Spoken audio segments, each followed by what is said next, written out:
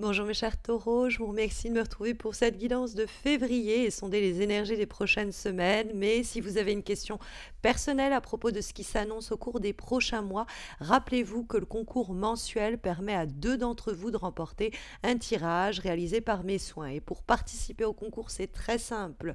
Il vous suffit d'une part de vous abonner à ma chaîne, c'est important de le faire, et de liker cette vidéo d'une part donc, et soit vous commentez cet horoscope pour m'expliquer eh bien, comment il résonne ce mois-ci en vous. Et un de ces commentaires-là sera sélectionné et remportera un des 2 tirages personnalisés. Ou alors, et vous êtes moins nombreux et nombreuses à le faire de cette façon, vous pouvez toujours en commentaire de cette vidéo indiquer le réseau social sur lequel vous me suivez, que ce soit Facebook ou Insta, et votre pseudo sur ce réseau social. Et là, un de ces commentaires-là sera sélectionné et remportera l'autre tirage.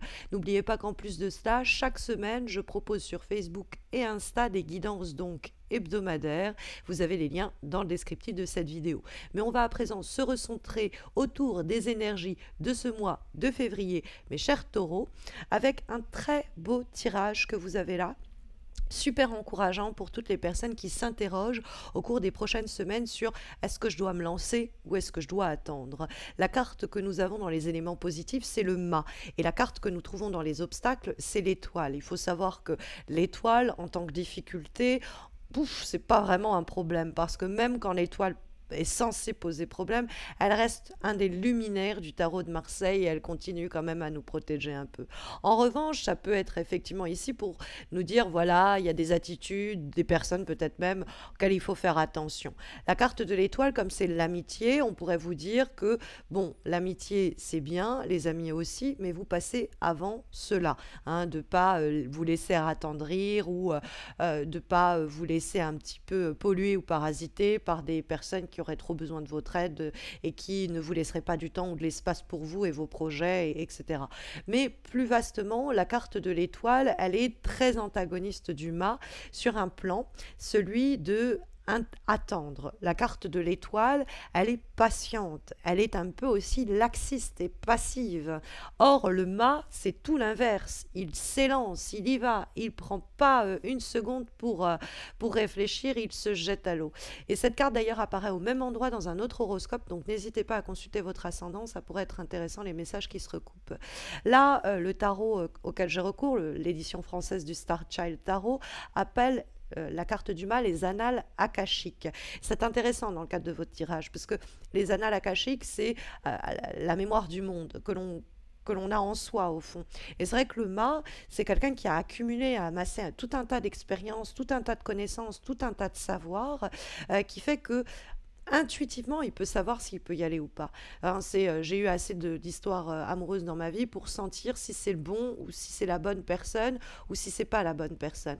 De la même façon, j'ai accumulé assez d'expérience dans ce secteur-là pour me lancer à mon compte ou pour oser me lancer tout court. Hein, parce que la carte du mât est une invitation au cours de ce mois de février à tenter l'impossible, entre guillemets. C'est-à-dire à oser se jeter un peu à contre-courant des événements ou à contre-courant de ce que votre entourage bienveillant pourrait vouloir vous recommander. Il voudrait que vous mettiez votre parachute, votre ceinture de sécurité, etc. Et vous, en fait, vous avez envie d'y aller. Écoutez-vous. Écoutez-vous. Après, ça peut être des tendances en vous qui s'expriment ici et qui sont un peu en contradiction au cours du mois de février. Dans ce cas-là, c'est vraiment la tendance un peu du leap of faith que la carte va encourager, ce saut dans le vide où on a foi en soi, en son projet, en cette relation, en ce boulot. Et on y va parce que ça fait assez longtemps en fait qu'on a accumulé les connaissances pour ce faire. Et c'est ce que peut nous dire aussi la carte du 10 de Christo, donc dans cette édition, mais du 10 de denier dans la version plus traditionnelle du tarot de Marseille. Et la carte du 10 de denier, c'est le marathon. C'est pas le mât, bien qu'il soit une invitation à oser y aller un peu franchement. Quand on voit les énergies qu'il y a autour, qu'on voit l'étoile qui est un peu trop prudent, l'étoile qui nous dit, bon, on remet peut-être à plus tard, on fantasme mais on passe pas à l'action, attention, on reste dans la sphère du rêve, alors qu'on pourrait rentrer les 2 pieds dans la réalité avec cette relation ou ce projet. Donc il y a cette idée avec l'étoile de ne pas être trop passif, de ne pas trop laisser couler, de prendre les choses à bras le corps. Mais avec la carte du mât, ça peut être ok, allez, on y va, on se jette à l'eau parce que 10 de denier et l'étoile, ça fait assez longtemps comme ça qu'on l'espère, qu'on le projette, qu'on le fantasme, qu'on l'envisage, qu'on le planifie. Et c'est ce que nous dit aussi la carte du 10 de denier, parce que c'est la carte du marathon, c'est la carte de l'endurance. Si vous avez un 10, ça veut dire que c'est un long chemin sur lequel vous vous êtes engouffré, engagé il y a déjà un bon bout de temps. Et donc c'est sur ce long chemin que vous allez pouvoir vous réaliser. Donc il y a comme si vous remettiez peut-être un peu à plus tard quelque chose qui s'est déjà au fond accompli, qui est prêt à s'accomplir, quoi. Parce que le 10 de denier, on n'arrive pas là par hasard. Hein, ça fait longtemps que vous travaillez à une plus grande estime de vous-même et que vous êtes prêt à recevoir dans votre vie la relation où on vous respecte, où vous pouvez construire, où vous avez travaillé sur vos problèmes sur vous-même. Et ça y est, vous êtes prêt à vous élancer. Ça fait longtemps que vous avez amassé de l'argent pour pouvoir investir dans ce projet, dans ce logement, dans cet habitat. Et là, il faut y aller. Il y a une opportunité qui fait qu'il ne faut pas que ça traîne. Il faut s'élancer. Ça peut être aussi la carte du 10 de denier, un projet qu'on a longuement planifié, hein, matériellement, de façon pragmatique. Tous les détails ont été vus et revus. Et donc, il faut y aller. Bon, c'est vrai qu'après, le 10 de denier produit plus simplement l'idée avec la carte du mât que là où vous vous élancez, il y a peut-être un terrain complètement vierge et donc une instabilité de mise, mais pour autant vous allez pouvoir construire quelque chose sur du long terme, parce que c'est ça le 10 de denier. Et quand on voit la direction que prennent les choses pour le mois de février, que nous trouvons la très belle lame du 9 de coupe, c'est tout bénef pour vous. Le 9 de coupe, c'est je souhaite quelque chose, ça se réalise. Alors que, bon, je l'appelle la carte du bon génie, moi, parce que c'est un peu demander votre vœu sera exaucé. Sauf qu'on trouve aussi dans les obstacles, d'ailleurs, la carte de l'étoile. Et l'étoile, c'est des fois l'idée qu'on se dit non, mais le désir que j'ai, c'est un château de sable en Espagne, il ne pourra pas se produire, c'est pas possible. Alors qu'en réalité, avec le 9 de coupe, on vous dit mais si, croyez en vous, croyez en votre projet, croyez en cette rencontre, croyez en cette personne. Vous avez fait ce qu'il fallait, hein, vous êtes arrivé à un moment de votre vie où vous pouvez vous l'offrir, vous pouvez l'obtenir, c'est possible, à la condition de ne pas rester un peu à la ramasse, en retrait, en train d'attendre que ça se passe pour vous, parce que le mât, il provoque les choses en se jetant à l'eau. Et le 9 de coupe, c'est une carte où il faut avoir de l'audace, il faut avoir de l'ambition. C'est une carte un peu de gloutonnerie, dans le sens, il faut pas avoir les yeux plus gros que le ventre, mais il faut se dire, qu'est-ce que je veux? Au fond, qu'est-ce que je veux? Je peux l'avoir. Qu'est-ce qui serait pour moi le summum de la promotion professionnelle, de ma vie de carrière, de ma situation amoureuse? À quoi j'aspire? Qu'est-ce qui me fait vibrer? Qu'est-ce qui peut me rendre heureux sur du long terme? Parce que, encore une fois, ça dialogue avec le 10. Hein. Donc, y a cette idée d'accéder à un nouveau niveau de vie, par exemple. Hein. Et le 9 de coupe, c'est l'idée d'un accomplissement heureux, d'une victoire sur les difficultés, sur l'adversité.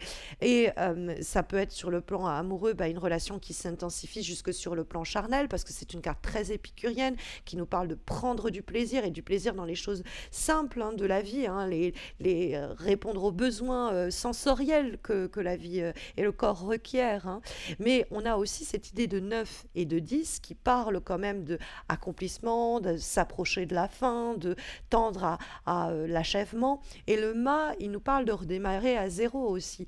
Donc au fond, on peut avoir un accomplissement qui, bon, un peu paradoxalement, un accomplissement qui émerge de la nouveauté, quelque chose qui pourrait durer sur le long terme, parce qu'on vient tout secouer, parce qu'on vient tout bouleverser, parce qu'on n'a pas peur de cette nouvelle rencontre, de cette nouvelle situation, parce qu'on n'a pas peur de voyager s'il le faut. Hein. La carte du mât peut être aussi encourageante sur le plan des déplacements, et dans le dialogue avec la carte de l'étoile, même si les choses ne sont pas égales ou exactement similaires aux rêves que l'on s'était fait, aux scénarios que l'on avait construits, qu'importe, les choses sont là et prêtes à se concrétiser, hein. Très, très clairement, quand j'ai vu ce tirage, je me suis dit, c'est comme un fruit mûr qui veut pas tomber de l'arbre, alors que bon, tout l'attire, la gravité l'attire vers le sol. Ça y est, on est bon, on est prêt à être dégusté. Donc, il y a quelque chose qui est prêt à être dégusté plus simplement avec la carte du 9 de coupe. Il faut avoir confiance en votre instinct, hein, on pourrait le dire, et puis passer à l'action avec la carte de l'étoile notamment. Et cette idée d'avoir confiance, on la retrouve dans l'énergie, une des avant-dernières énergies, l'avant-dernière énergie de votre guidance de février, qui est issue d'un oracle, celui graine de lumière, et nous avons précisément la carte de la confiance. Cette carte de la confiance, elle nous dit que il faut vous faire confiance, hein, pour commencer, très simplement.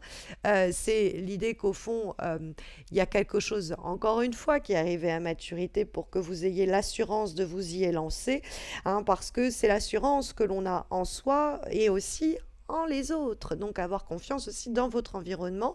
Vous allez pouvoir ensemble avancer et peut-être vous allez pouvoir vous-même, hein, faire avancer les choses.